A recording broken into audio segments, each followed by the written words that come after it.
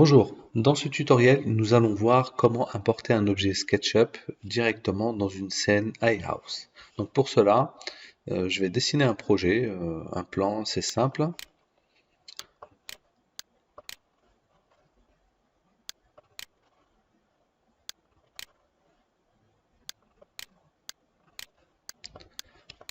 Voilà.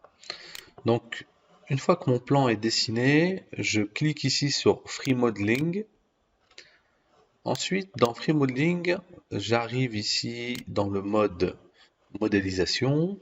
Et dans ce mode, donc, on peut modéliser, extruder des formes géométriques et également importer des objets SketchUp à modifier. Donc pour cela, je clique ici sur l'icône Import.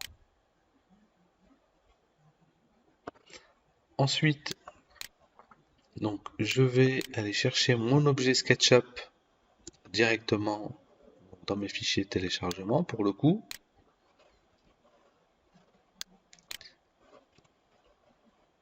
Alors, le fichier SketchUp, veuillez à choisir un fichier SketchUp 2015 maximum.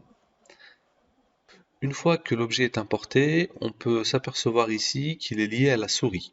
Donc, avec ma souris, je vais déplacer mon objet. On peut remarquer également au milieu de la scène un repère cartésien, ici, selon trois axes, rouge, vert et violet. Donc X, Y et Z. Afin de pouvoir positionner donc l'élévation, je vais déplacer ma souris vers l'axe de l'élévation en bleu ici et je vais déplacer ma souris le long de l'axe. Donc je peux également entrer une hauteur au clavier. Donc, je fais un clic gauche pour valider sa position. Donc on peut voir ici l'objet dans ma scène 3D. Et ensuite, cet objet, on va pouvoir donc le modifier, modifier des extrusions, éventuellement donc le repositionner. Donc pour le positionner, on peut effectuer une translation, donc des mouvements linéaires ou une rotation.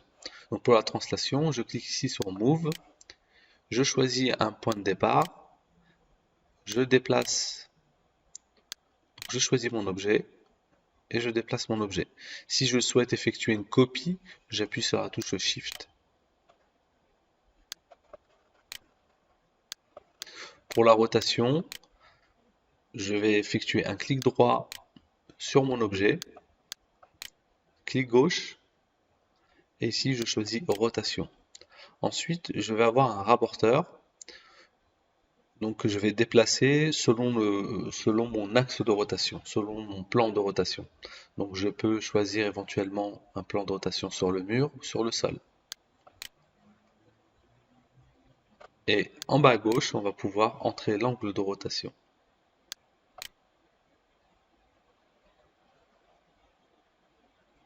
Et j'effectue un clic gauche pour valider.